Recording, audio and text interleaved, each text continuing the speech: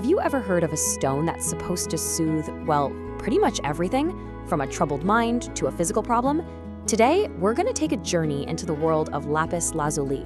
It's a stone that people have treasured for centuries because of its supposed healing powers. So let's see what the stories say. You know that feeling, right? A kind of lingering shadow that you just can't seem to shake. A little bit of sadness, a constant worry, or maybe just a night where you can't fall asleep. These are the kinds of shadows that can really dim your day. But what if there was a way to chase them off and let some light back in? Sometimes that shadow even has a name. For some, it's melancholy, that deep, thoughtful sadness that can just make everything feel heavy. Or hey, maybe for you, that shadow feels more like anxiety.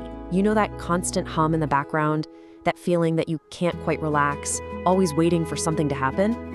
And of course, when these shadows decide to follow you to bed, well, they can completely steal your sleep.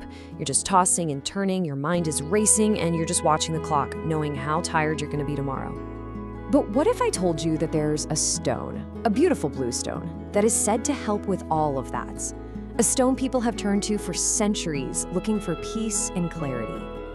And here it is, Lapis Lazuli. I mean, this is a stone that was so important to the ancient Egyptians that they thought it connected them to the gods. And for centuries, healers and mystics have used it with the belief that it promotes, both physical and emotional well-being. So the big question is, how could a simple stone possibly have such a huge effect on our minds and our bodies?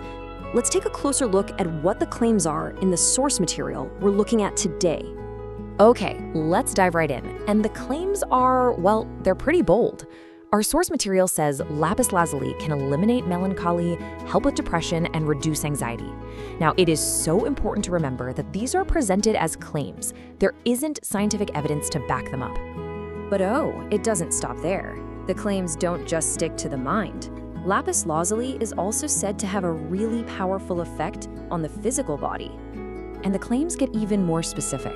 It's said to strengthen blood pressure, stimulate the thyroid gland, and even help with hearing impairment.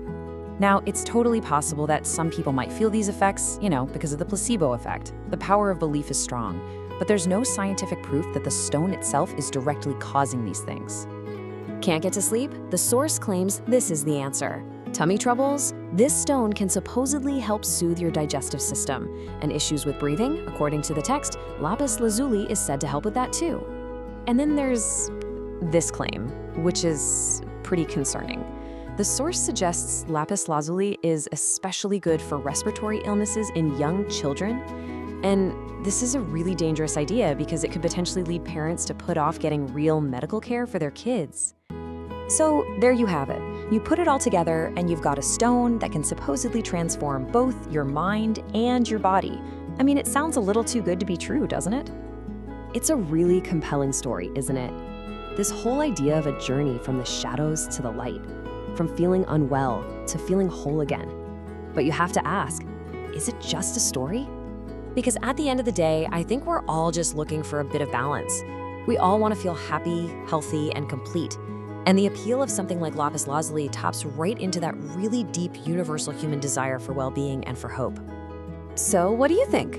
Is Lapis Lazuli a magical healing stone, or is it just a beautiful rock with a really fascinating history? I'd really encourage you to look into it yourself, think about it, and decide what you believe.